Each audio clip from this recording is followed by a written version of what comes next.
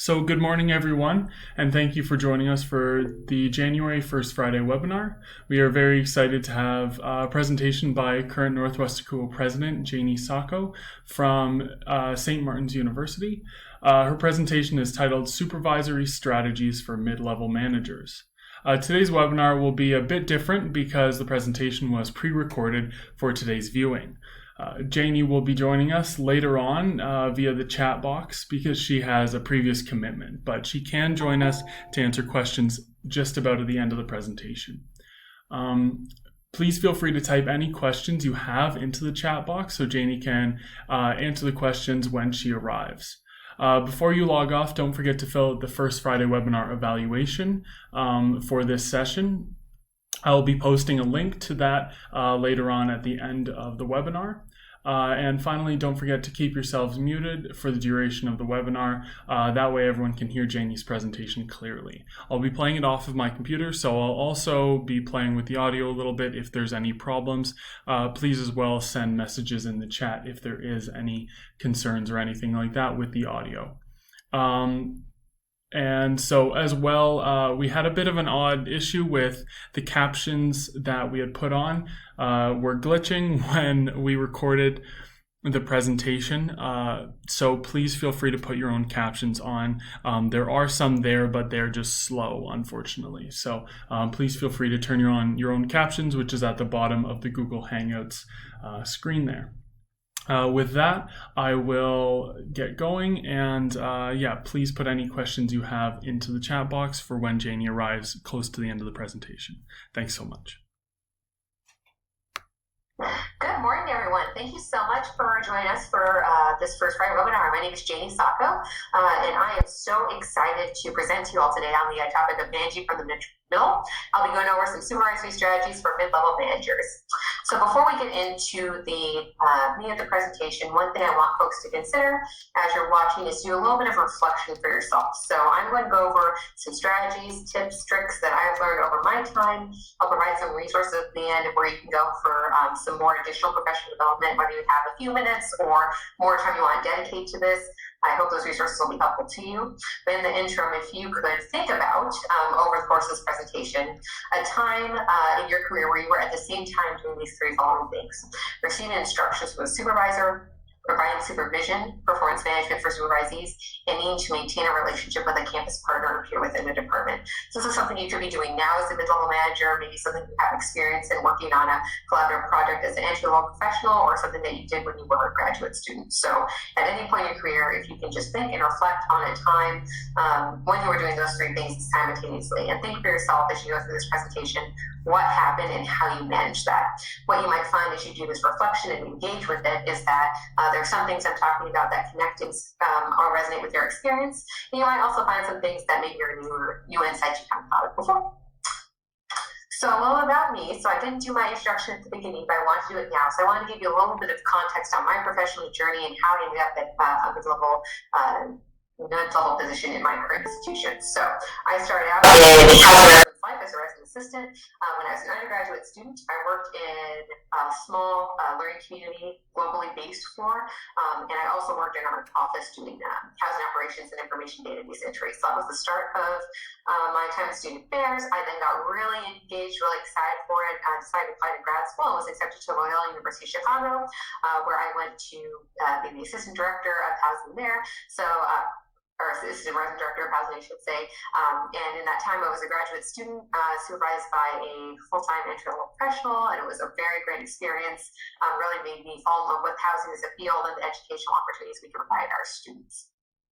After that, I then did my job search. I found a position at St. Martin's University, which had the title of assistant director, and still bears that title, but the position is entry level. There's just some things we do at St. Martin's as a small school that make it a little bit different. So it's that resident director experience combined with some other really cool projects and things that we get to do small and mighty. So that was my first entry-level position. In that position, I oversaw 19 direct report student staff, but did not have any experience supervising professional staff at that point in my career.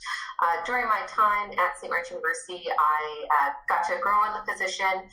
I got to apply for outside professional development opportunities, work with NWACUHO, began my doctoral program, and at that point, I received a promotion to the Associate Director of Housing, and which is the role I'm currently in now.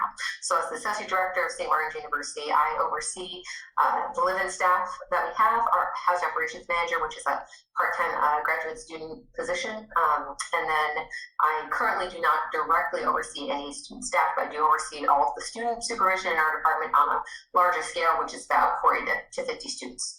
So that's just a little bit about me and how I ended up in this career. And it's kind of a good thing to reflect and think about, because there's some folks who go into a mid-level position and they are at a university and then switch to a different university, or maybe worked in several different departments before having the opportunity to be in mid-level, or maybe you start in a graduate program and immediately go into a role where you're supervising graduate students and kind of have that mid-level experience. For me, what makes my journey a little bit different is that I was promoted internally at my institution. So what that means is at this institution, I had to transition professionally from being an entry-level staff member to a mid-level staff member. So there was that transition for myself that I was learning, as well as for other folks in the university who were learning like how to work with me in different roles. So there's some things in there that really were specific to my experience as a mid-level professional. So without further ado, so some things to consider when you're shifting to the mid-level experience. So if you are currently an entry-level professional and you're moving into mid-level, or you're a recent mid-level, here's some things you might have noticed. When you're moving to the mid-level, your focus is shifting from the me idea to the we idea.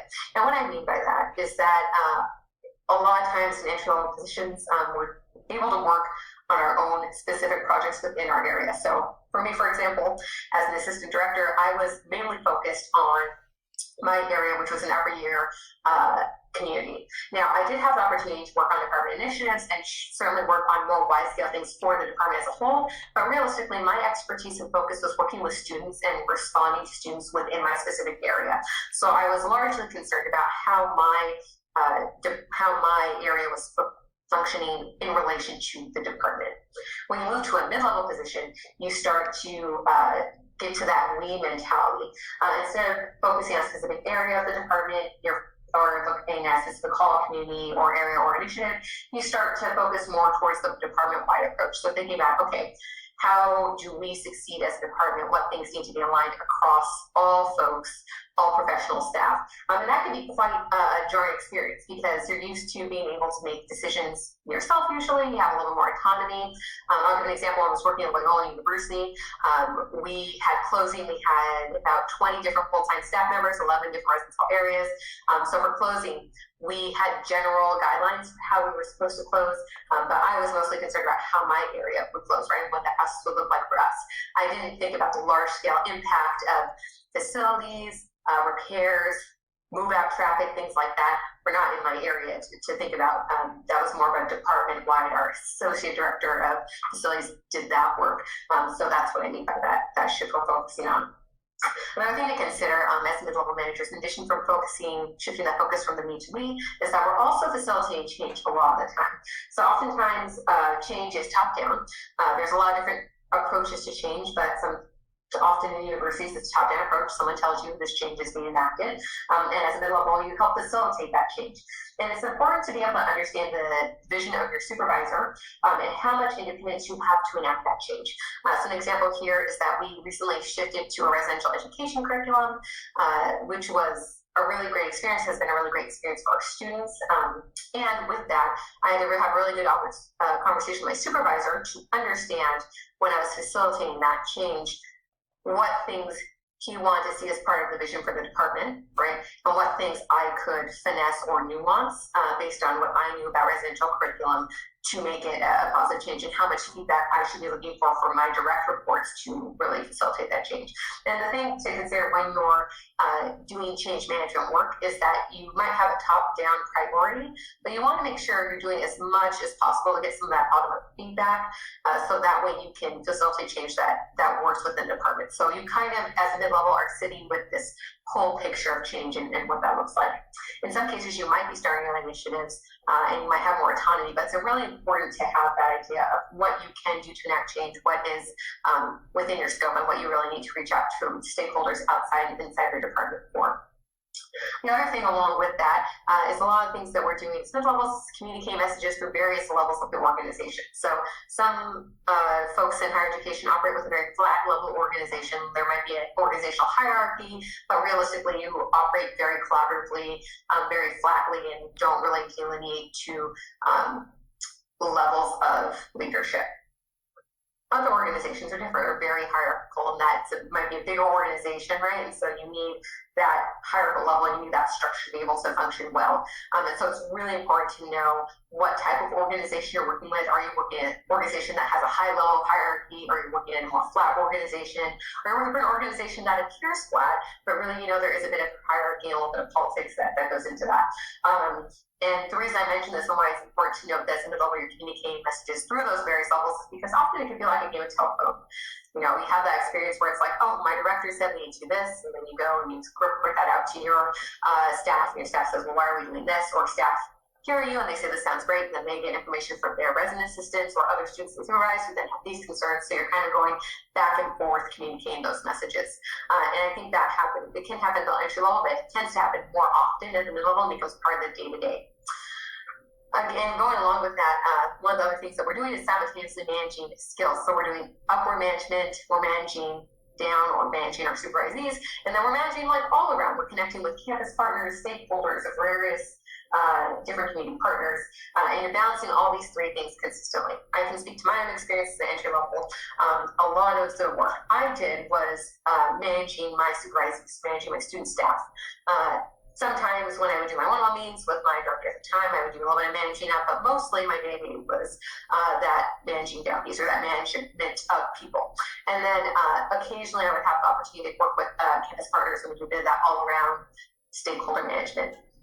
As I'm a mid-level now, I can tell you my day-to-day looks a little bit more like all three things. So I'll be answering questions from my supervisees. I'll be working with my director. I'll be connecting with campus partners to make sure I have their information on initiatives, planning trainings, and things like that. So those things are happening all at once. It tends to be more balanced at the mid-level. And the last thing I want to note is that inter-organization collaboration tends to be ramped up in the mid-level position, and there's a shifting in pace. So there's this introduction of systemic complexity. And so as you move to mid-level, there's often a slowdown in the pace of projects.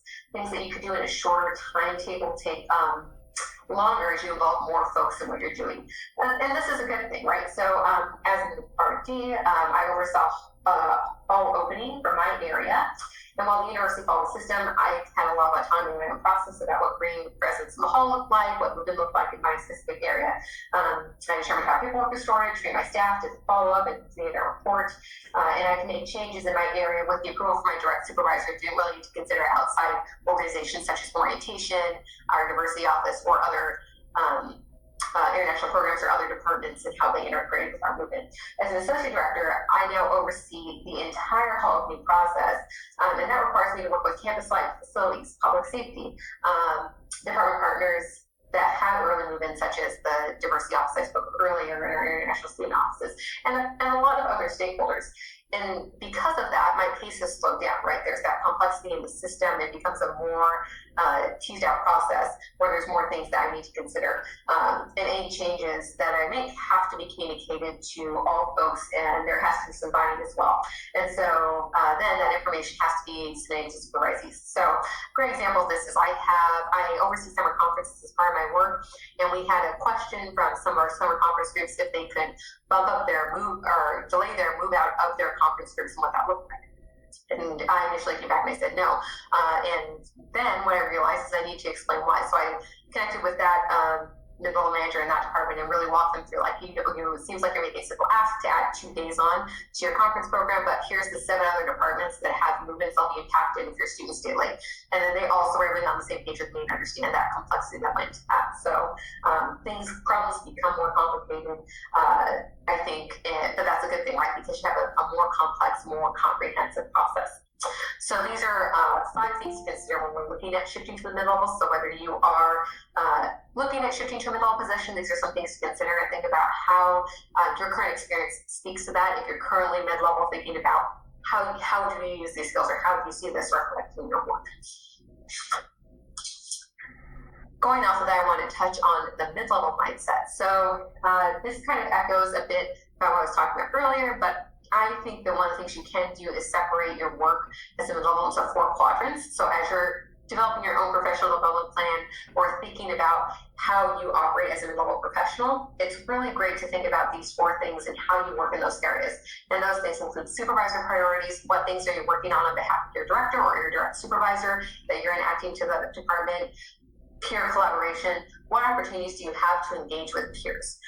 One thing about housing and most departments is that they tend to be funnels, right? There's a lot of folks with entry-level positions, and as you tend to go up in housing, it tends to kind of pyramid out to a top point, right? So you have fewer peers in the network. And so what does peer collaboration look like? Are your peers outside of your department? Do you have peers within your department of housing and dining?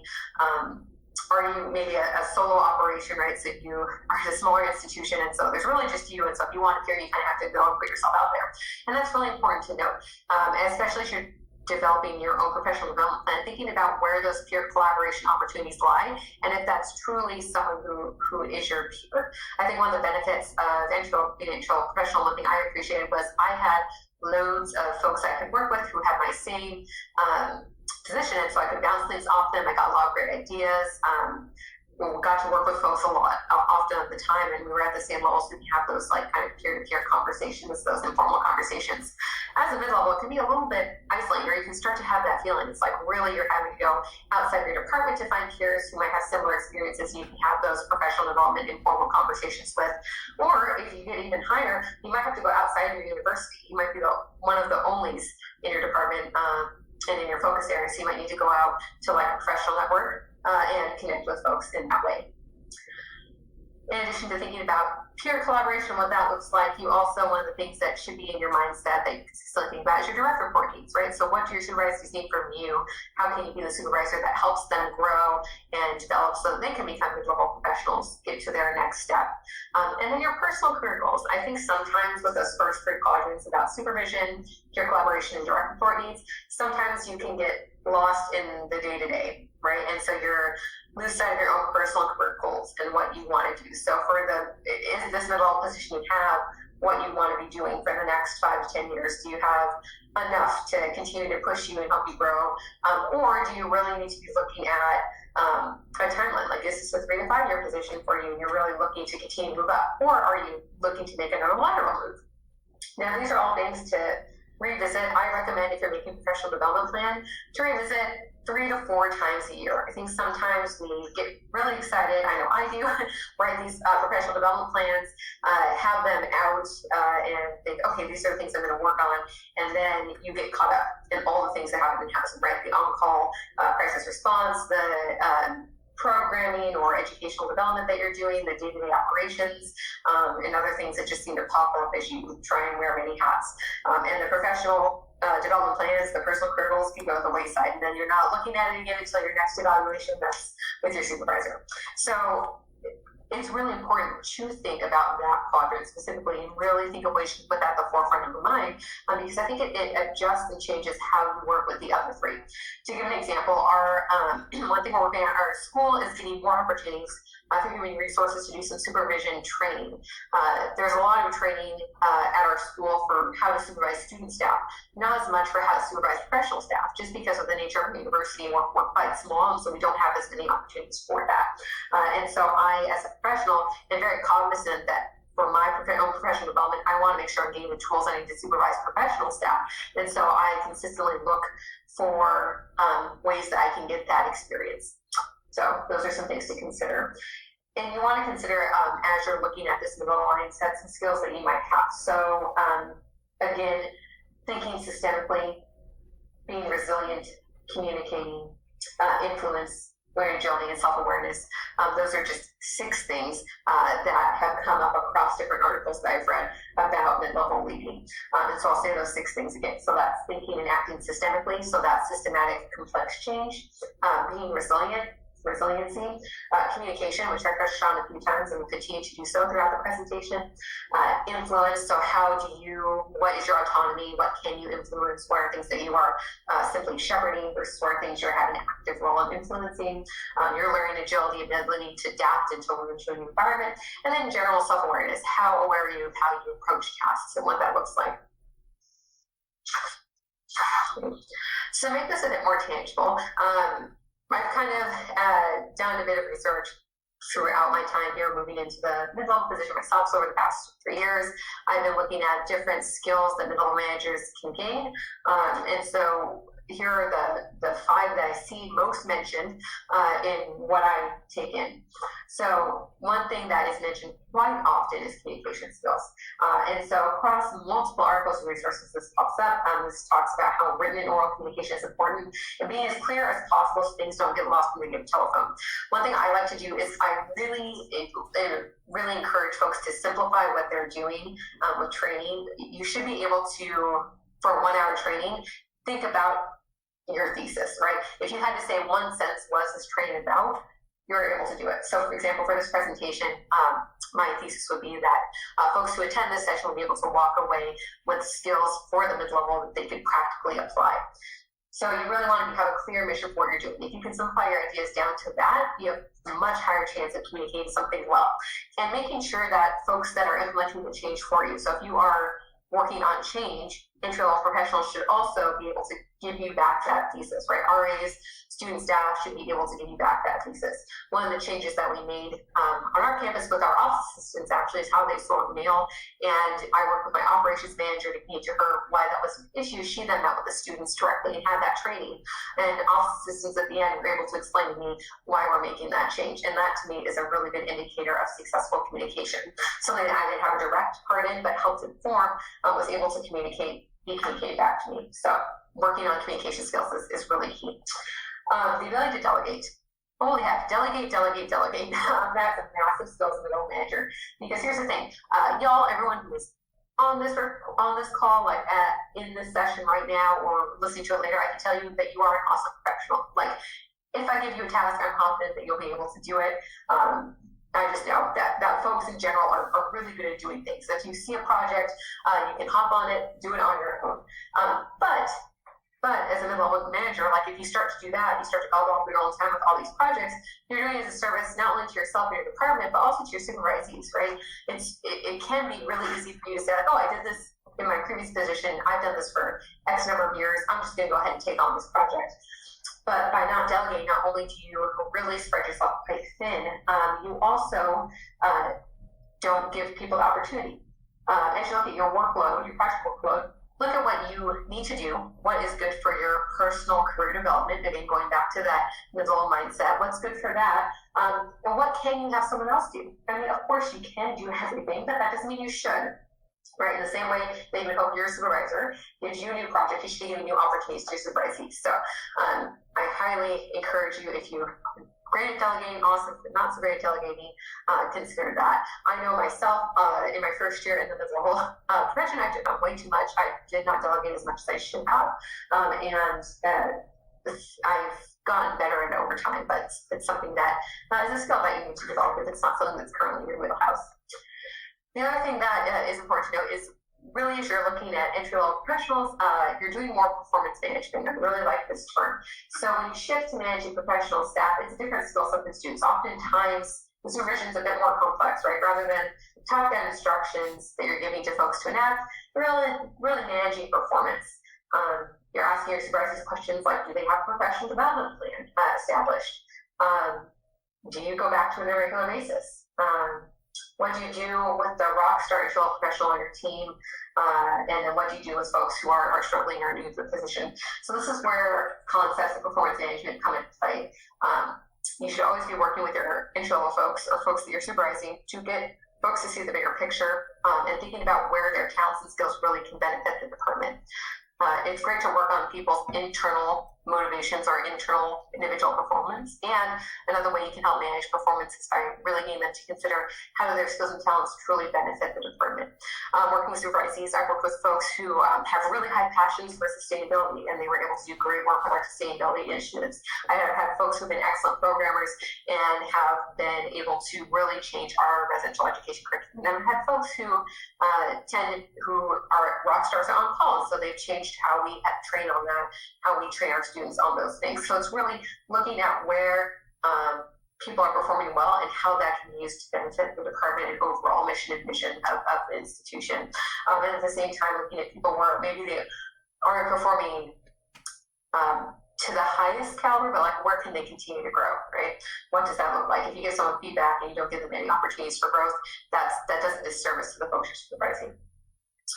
Collaboration skills are another key thing for mid-level managers. It's really important to think about the different departments you're working with on campus and could be possibly what departments possibly could be touched by a process, right? It's much easier to cast a wide net when collaborating and then have folks who you might just send one email to and they say, oh, sounds good, and then you don't necessarily hear from them again, versus a narrow net they're going to have to backfill and get folks onboarded. The more net you cast at the beginning for collaboration, the better it works out in the end for you, because you have that opportunity to get buy-in and all sorts of feedback at the beginning. An example for us is we were looking at revising our emotional support animal guidelines and process for students. We didn't just collaborate with our disability support services office. We brought in our counseling department, we brought in health services, we brought in our facilities department, we brought in human resources, brought in public safety to really do a good overview of what our plan is, how we support students, and what do we do when those what if scenarios happen.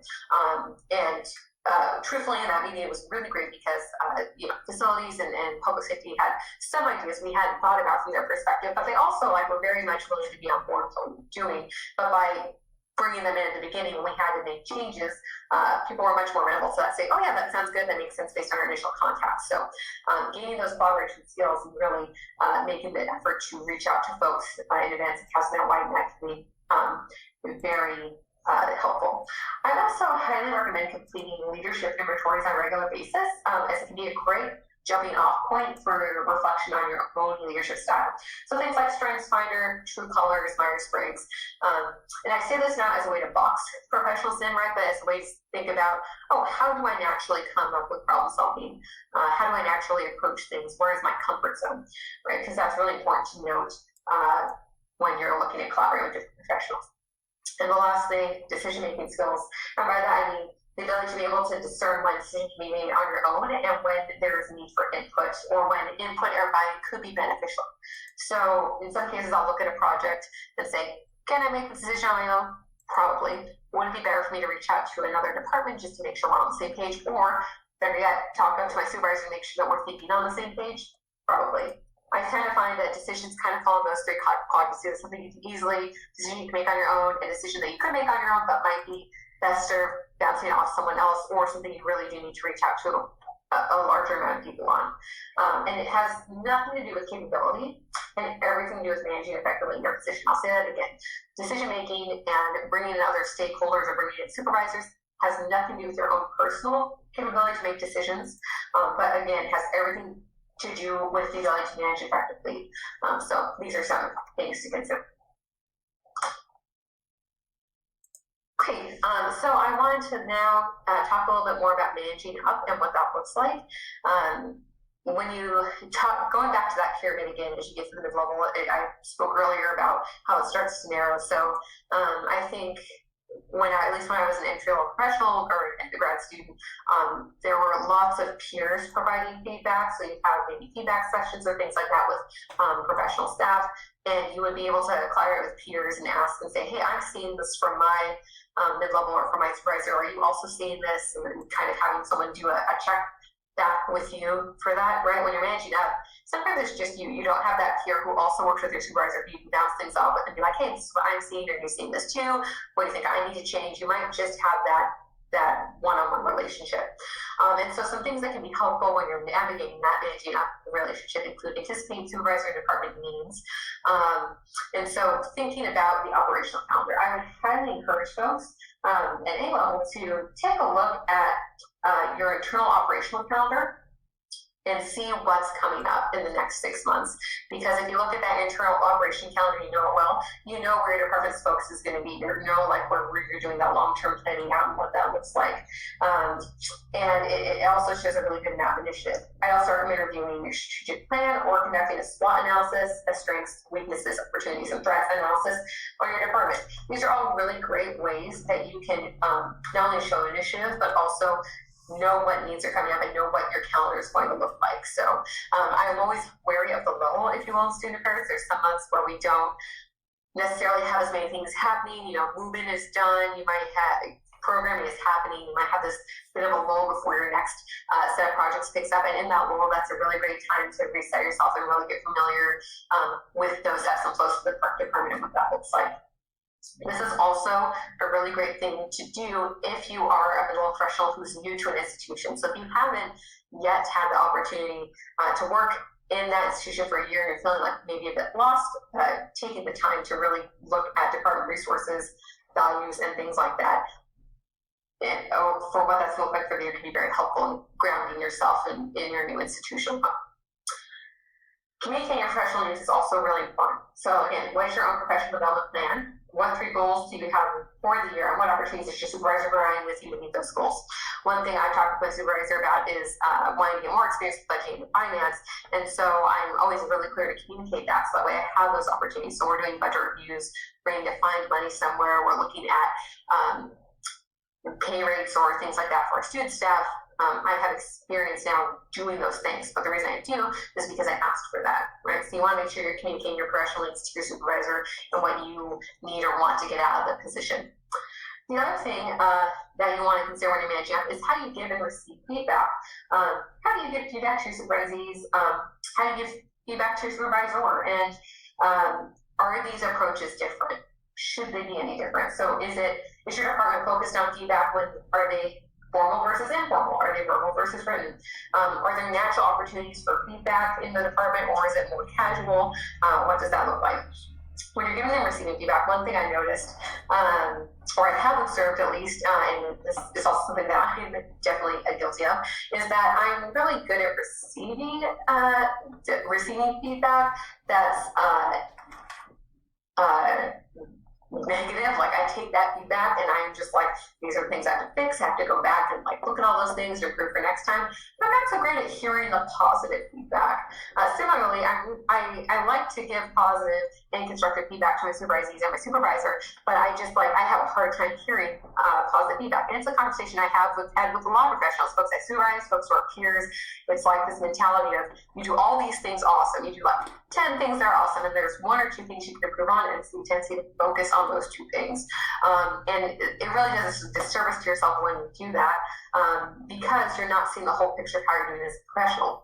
That same idea applies when you're managing up, right? If you have worked with your supervisor and you get frustrated and you're like, oh, they always do these 1 or 2 things that's so irritating, you're not really seeing all the other great things your supervisor might be doing, or seeing the context your supervisor is working in, right? So it's really important to consider how you personally excel in giving and receiving feedback, and how that might influence how you choose to do that with your supervisor. Again, it's also important when you're thinking about that to think about how your department provides those opportunities for feedback, or is a suggestion you want to make about ways you can actually integrate that in your process. Proactive problem solving is another thing you want to consider when you're managing up. So if there's a problem, be sure to go to supervisor with solutions in mind.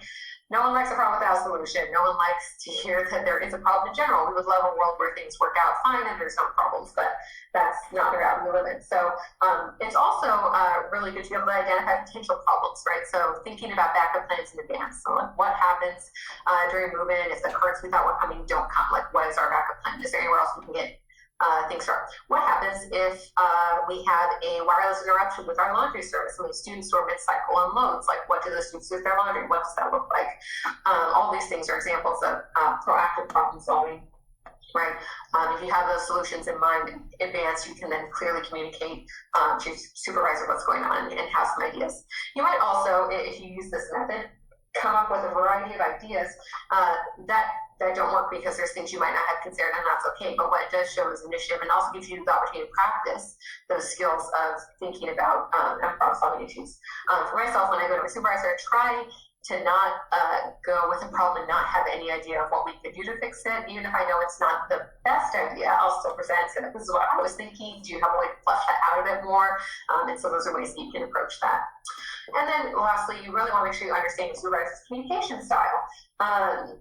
And I share these examples, personal examples, like with permission, right? So when I was working with my previous supervisor, one of my previous supervisors, they were pretty conflict avoidant and didn't really provide us critical feedback often, which was problematic, right? And so that was something I knew right off the bat about that communication communication style. So what I did in terms of managing up is I made sure I provided natural opportunities for us to have feedback together and dialogue, and I framed it in debrief processes and really think about ways that I could make sure I was receiving that feedback, but that also matched my supervisor's communication style. I had another supervisor who was very direct and provided constructive feedback, which was great. And the problem that went along with that is that they didn't really provide positive feedback, and I had to communicate that to me. It's like, yeah, I can absolutely take this constructive feedback consistently, and I just want to make sure that I'm doing okay, doing well in the position, meeting your expectations. And so that supervisor was very much of the mindset, like, oh, of course you're meeting my expectations. If you weren't, I would have mentioned it. But it was it's worth while to make sure that that is heard, right? Some supervisors want to know everything in writing and experience emails and documentation for everything. Some want to have a phone meeting to communicate things. Some are more casual. And knowing how your supervisor operates and working with that communication style is a good point of self-reflection. So those are some things to consider when you're managing up. Great. Another thing I wanted to dive a little bit more into was campus partner relationship and what those look like. So there's a book I have recommended at the end called Bowman and Deal. I'm sure some folks have used this book before, but they break out institutions into 4 different frames: structural, human resources, political, and symbolic. And the idea around the structure is with the structural frame, it's focusing on the how of change, tends to be more task-oriented, concentrates on strategies and setting measurable goals, tasks and responsibility, and reporting lines, right? So that's one frame your organization or institution might fall into. Another frame that your organization or school might fall into is human resource frame. So this is more emphasized on people's needs, and it focuses on giving employees power and opportunity to perform their jobs well, and really focuses on job satisfaction and personal growth. Okay. Another frame that you can consider is the political frame, which focuses more on individuals, right? Individuals and interests, and what those interest groups are. So what are folks wanting to focus on? What are the topics, ideas, strategies that are coming up? The political frame can sometimes get a bad rap, right? Because it's thinking about where people's agendas are, which some people think of as like hidden agendas, but really it's a great frame to think about, because you really get to think about, like, okay, what departments we don't naturally collaborate together? How does conflict resolution work? And again, what are the interests or what are the priorities that we have within our institution? So your institution might operate more on a priority or interest-based way, which would be the political frame. And last is the symbolic frame, which really does focus more on sense of purpose and the ideas of meaning-making, what that looks like in work. It focuses on inspiring people and making sure that people have a clear direction of the organization. So these are just really brief overviews of these 4 frameworks that Bowman and Deal highlight, but I would highly encourage you, if you're interested in learning more about it, to read that book and get to know that theory a bit more. But it can be a good starting point, right, of looking at, okay, when I look at my educational organization, or if you come from a large institution, when I look at your own department, how does our department naturally operate? How does our school naturally operate? Are we structural, right? Are we focused on, like, tasks and processes? Are we focused on human beings and how they operate, people? Are we focused on, like, ideas, interests, and tasks and things like that? Or are we focused on the vision of the institution? Okay, and so once you have that established in your framework, you can then move on to the idea of identifying stakeholders and what that looks like. I've given a few examples throughout this presentation about what that looks like, but going back to that, that's really thinking about when you're looking at stakeholders and how you identify them. Is it important that you get certain people there? Is it important that you make sure certain ideas are presented? Is it important in those meetings that you're making sure that you're following like a linear or hierarchical process? Those are all things you want to consider when you're identifying who those initial stakeholders are going to be. So like I said earlier, it's very difficult to go back and re-include campus partners that you missed on the first go around and have a conversation that's already occurred.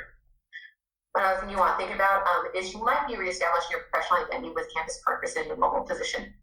So if you are moving up within an institution like I did, you might need to be very clear about what your role is or what your new role is. An example is as a person who moved up within an institution, I need to supervise folks who were originally my peers, right? And so there was that transition. And I was always very specific on my new title, even though it doesn't really, like, I'm more of a I'm not very hierarchical naturally, but in the first 6 months of my position, I was quite hierarchical and quite specific on what my title is and what my new role was. Not because I didn't want to work with folks or I wanted to be elevated. I just wanted to be really clear about who's the best person to go to within the department. And I always explain that. So if people got my job wrong or like would send me things that I didn't do anymore because I shifted positions, I would always make sure I would delegate that out, right? And I would also make sure I just clarify, like, hey, just as a reminder, I've changed this position. Just wanted you to know that for a better or quicker response, make sure you go to my other colleague here who is, great in this topic area, who'll be able to provide you a clear response. So that's something that you might need to do. You might also, this is also applicable as you move to a different institution, right? So you're always consistently reestablishing what your professional identity is. So really reflect and think about how you want to be presented as a professional, what work you want to do, right? And how you would like that work to happen. Another thing to consider when you're working on your campus partner relations is if it's an indirect versus a direct collaboration, right? So is it something where you're doing something where you're working together consistently, you're going to be working together, meeting with these folks on a regular basis, you'll be doing the event together, and so you're going to be doing a lot of that one-on-one in-person interaction, or is it more indirect, right, where you maybe have a couple meetings ahead of the event that's happening, but realistically you're operating in silos but under the same umbrella. An example of this is every year we do an event called Community Halloween at my institution, and so we partner with Campus Live to do two things. One, trick-or-treat within the residence halls, and the second thing is a community carnival. Now, it might seem like a direct collaboration, but it's actually more indirect. What we do is we meet together to make sure that everything is all set up, that we have a good plan, routes are planned, activities are going, and we settle on the time, date, all of those basic things. But then when it comes to the event itself, these two events are happening concurrently. So trick-or-treating is going on while the carnival is going on, but we don't really interact that day at all, actually. The two things happen.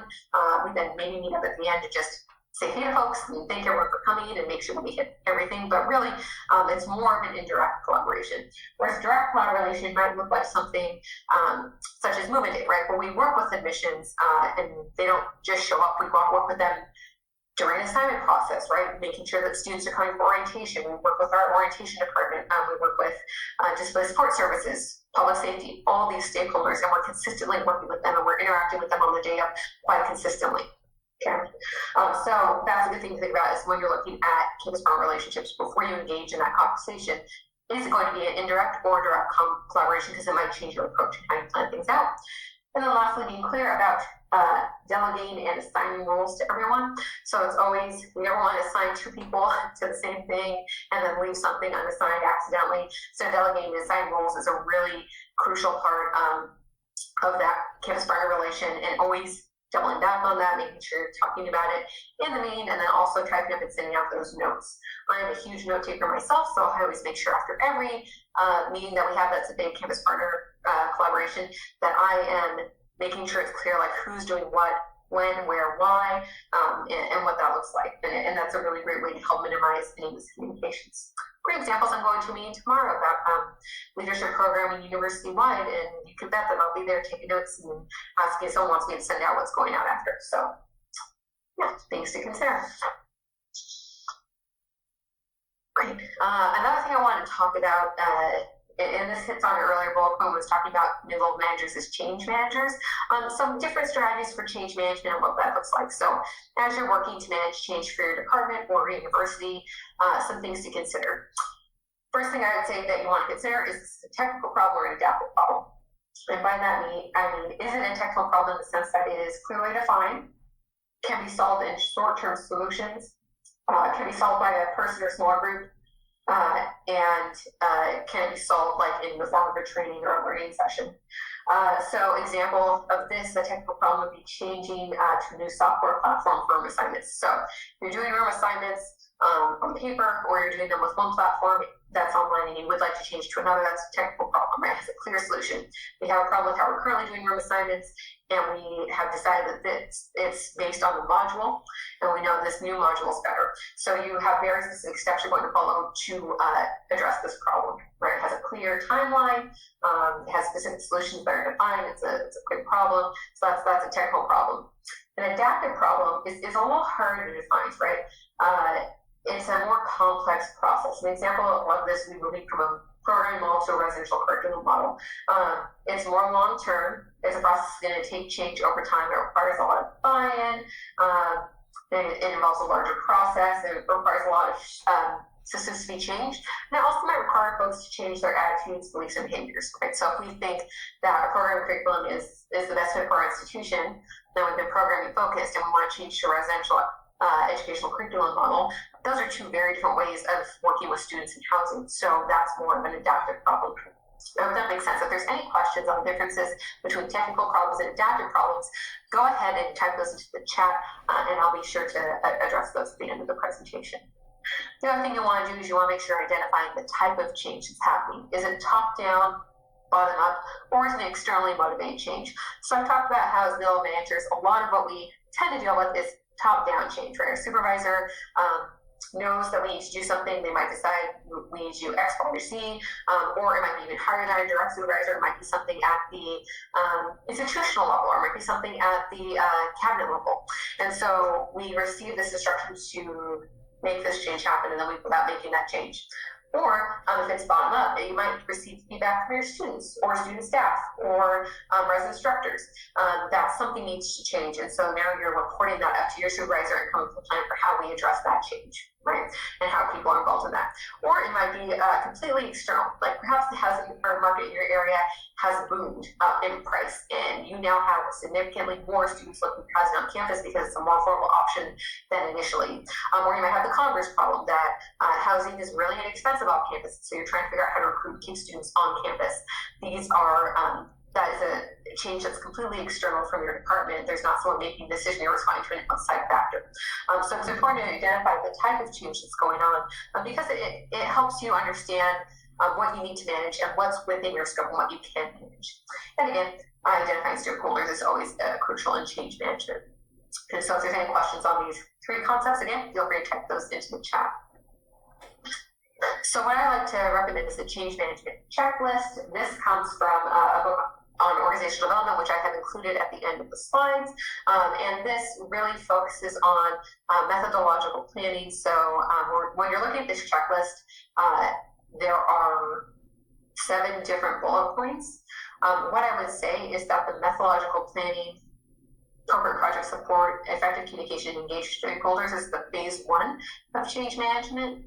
The phase 2 is that resistance mitigation, ongoing training, and the phase 3 is implementation and monitoring. So basically what this means, to boil it down, is that when you're looking at enacting any type of change, you're planning it out from point A to point B really clearly. You're doing it in a meaningful way, right? And you're seeing what kind of funding, what budget exists. So corporate project support can be dollars, like institutional dollars that are going towards it, but it can also be human, like the human toll, the human resource mindset of what project support is going to look like. You know, can we lift this off reasonably with 2 or 3 people within the department, or is this a larger initiative and we're going to bring in other folks to work on this? Effective communication strategies is something that you want to consider when you're managing change, which we talked about, and then engaging stakeholders who need to be involved in this decision making. So those are all the things that you do in the first phase of change management. And then once you have your idea all fleshed out, you've gotten folks involved, you have your plan laid out, and you feel like you have the people who can do it, you then go into the part where you deliver that out to folks, and that always comes with resistance mitigation. That always comes right with the idea that people are going to push back on change. People usually do. How much of that pushback do you take? How do you challenge that pushback maybe? Or how do you take that feedback and maybe integrate it to the model to keep moving forward? And then there's ongoing training. So there's the initial training you do, but then you have to consistently revisit it. Especially if it's a change that's recent, you want to make sure you're having more of those ongoing trainings, right? If it's a change that has happened in the past, it's not a bad idea to continue to do a yearly training on it. That might be shorter, more condensed training, but it reminds people of why we made this change in the first place, right? So you're not going back and thinking 3 or 4 years from now, why did we make that change? Like, what was the purpose behind it? Folks know, like, here's why we're doing this process this way, and here's the rationale behind it. Right? And then once you've implemented the change, you of course want to make sure you're monitoring it on a regular basis. So you're doing some type of assessment work to make sure that this change is effective and is happening well. Great. So going back to the reflection that I had introduced you all at the beginning, this is a great time to just kind of pause and reflect and think about, again, those 3 prompts I gave you. So like, think of a time in your career where you were receiving instructions from supervisor, providing supervision, and needing to maintain a relationship with the campus partner or peer within the department. Those 2 questions I asked based on those 3 prompts is what happened and how did you manage that? So thinking back to your past experiences, I'm hoping there are some things that I presented on today or that you've learned from this presentation that might have you either saw yourself do or could go back and say, oh, I might do X, Y, and Z differently now that I have this information. The last thing I wanted to touch on briefly, this could be its own presentation, but I just wanted to make sure that I included it to make sure I put my due diligence in for thinking about how we operate in inclusive mid-level management. I can't again emphasize enough how much of this can be its own presentation, but I just wanted to share one tool that I use when I'm thinking about inclusion and what that looks like. When we're looking at inclusion, equity work, diversity within our departments, it's really important to consider how we are doing that work, right? I like to say there's 3 different ways that this work happens, either through educational spaces, action spaces, or affinity spaces. Education spaces tend to be things like training sessions, such as allied training, diversity and cross-cultural training, things put on by other offices. Allied trainings, are something that happen quite often, and those education spaces are great. They're meant to discuss theories and practices and how we can apply those as practitioners. These, I would say, are the majority of what we do in departments in housing and also in other professions. Our education sessions are what we tend to go to, tends to be about 80% of what we do, I would say. The next thing we do next most often, I would say, would be affinity spaces, and these are meant for a specific marginalized identity, and it's meant to be a safer space for folks to engage, right? So when we look at our people of color groups that we might do, when we look at LGBTQ identifying groups, we might look at veterans as a group, folks, students with disabilities, and have spaces for those specific identities to flourish and really have space to share their experience and relate to others. And affinity spaces can also exist for privileged identities. You work to support a marginalized identity. An example that exists in Washington is Stand Up for Racial Justice, where it's a chapter of folks who have privilege, agency, and race meeting together to work with other organizations to support people of color and come up with strategies that they can use to support those organizations and how they could work on becoming anti-racist in their work. So those are some examples of affinity spaces. And I would say I see that in departments like 10 to 15% of the time.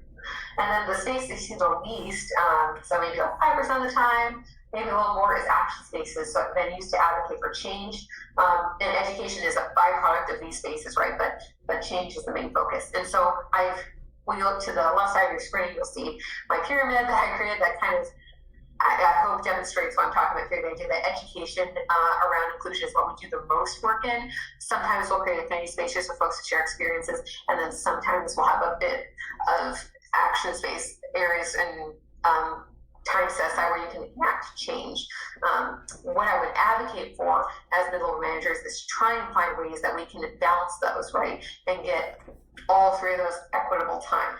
And the reason I would argue with like a model on the right more so, where everything has an equitable or equal piece of the pie, is that those pie pieces can shift. You might decide that your department's in a place where you need to really have more education, but at some point, once you have had that education in those spaces, then flex and minimize to make room for more action, more change-based approaches, and more experience sharing, more affinity-based spaces.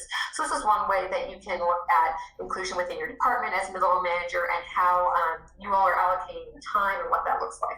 I can say in our department, we do definitely more education, but we've gotten better at incorporating action space and affinity spaces more and more, but it's definitely an area for growth. So just one way to think about it. All right, well, that brings me to the end of my material, and it looks like there is a little bit of time for questions. So I just wanted to post my resources so you all have access to it, and we'll go ahead and just stay on this slide. Again, at the top, I included a couple of books that I would highly recommend where I've gotten some of the material from, and then the last 4 are really just really quick articles or really quick explainers that go a little bit more in depth. So just to meet you all where you're at in terms of the time you have for your professional development. So with that, I'll turn it back over to Chris. So, as Janie said in our recording, now is the time for questions. I noticed that Janie is now, I think, present with us. I think, yes, yeah.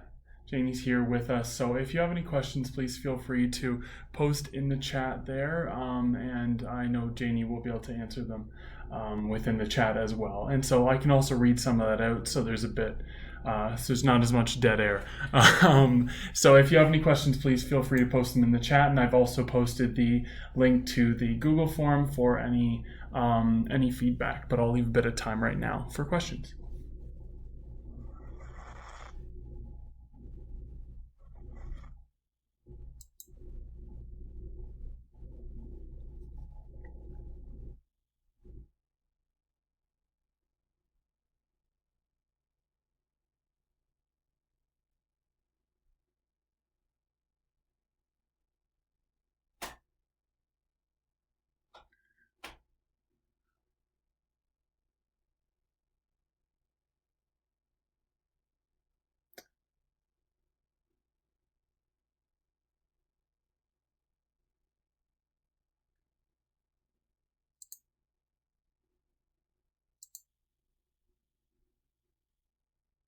All right, it looks like I have a question from Eric. How did you navigate supervising your former peers? So first off, I just wanted to make sure everyone can hear me. Yep. Because I did not. Okay, great. Yeah, we can. So that's a really great question. Thank you for asking. What I ended up doing was really establishing clear boundaries. So obviously, because they were my peer group previously, we had a pretty we had some relationships outside of work, right? So these are folks who were small campus friends, you hang out a bit. And so I actually sat down in one-on-ones with the folks who were at my peer level. And we talked about what a professional relationship would look like. So I had a meeting that really set to what was meant to reestablish what we do at work and how that's separate from our lives outside of work. And that was really helpful. So I would recommend, if you're in a situation where you're going to be supervising folks that were your peers, really be upfront and frank about what's going to change. There's a lot that didn't change, right? Because we were not very hierarchical organization, but there were some things that did. Like if there is a mistake that they made or something I needed to correct, that would change. What my interactions look like, right? They couldn't bounce things off of me in the same way. If they told me something as their supervisor, I might have a different response or a way that I need to respond based on what they told me. So for me, it was really all about resetting my role as their supervisor, and then also reestablishing what our boundaries look like. And doing those two things I found to be pretty helpful in terms of reestablishing that. So does that answer your question? Hopefully.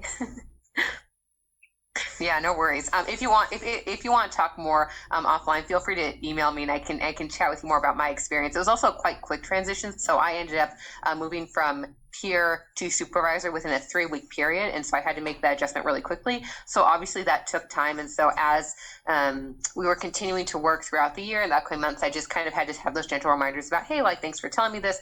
Just know, like, I'm talking to you in this moment as a supervisor, right? And so this is where it's coming from, and just kind of reminding folks with my role. And that's why also earlier in the presentation I mentioned how it's important, especially if you're moving up internally at a campus, to make sure that you're being really clear with your campus partners and other folks what your new role is, and then in addition, add in where they can go for that new information. So that way it doesn't feel like a title correction as much as it's just, hey, I just want to let you know this is what I'm doing now so you can get the best response. I'm going to direct you to that person.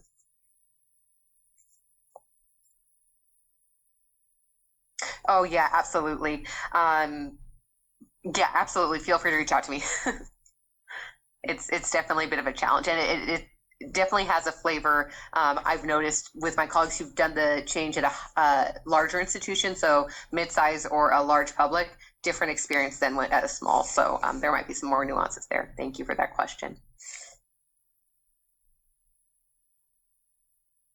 Yeah. Thanks, Tiffany. Oh, and then the second question I got, can you speak to the balance of group supervision of, say, residence directors with specific feedback for an individual? Absolutely. So I think that I tend to focus on patterns in my supervision styles. So I'll look and see, I work with a smaller team, right? So I'm supervising about 3 folks on a regular basis. And so I will look and see are 2 or 3 folks having the problem, and that's for me when I jump it up to more of let's have a team conversation or next staff meeting, versus if I'm seeing the problem only with one individual, that's when I do a more one-on-one approach. And so for me, what I also kind of keep in mind is that folks talk to each other, right? So if you are having one-on-one conversations and you're having them too late, folks may have already solicited frustrations with other group members or solicit feedback from someone else. And if it's not the person you see as having that strength in the area, you can that problem can get out of hand quite quickly. So what I do with group supervision is I really think about what skills do all of my supervisees need, and how can I distill those 3 things in a staff meeting versus what's something that's really unique to this individual or 2 individuals, and might that be better addressed in a one-on-one. Now keep in mind, I also have a smaller scale, right? I know some folks who are mid-levels are supervising teams of 5 or 10 or even more, so that strategy has worked pretty well for me. And as you expand it out, it might need some nuancing. So that's, again, a question. If there's a specific thing you want to chat about, feel free to reach out to me, and we can kind of maybe troubleshoot and walk through what that looks like. But that's how I delineate that. I hope that answered a question. If not, let me know and I can go a little bit more in depth.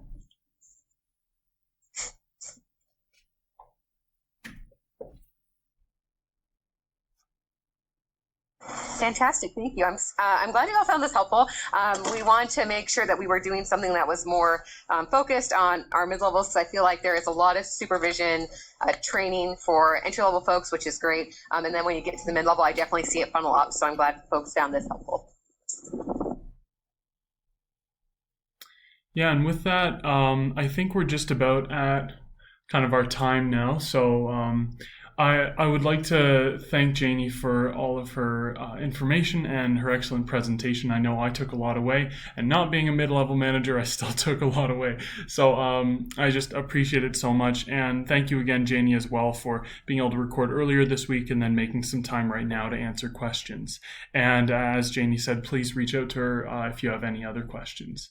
And with that as well, I would like to thank you all for joining us today. We plan to post this to the NWACUHO YouTube later on today. If anyone would like to suggest it to a colleague or watch it later, we should have that up by Monday latest.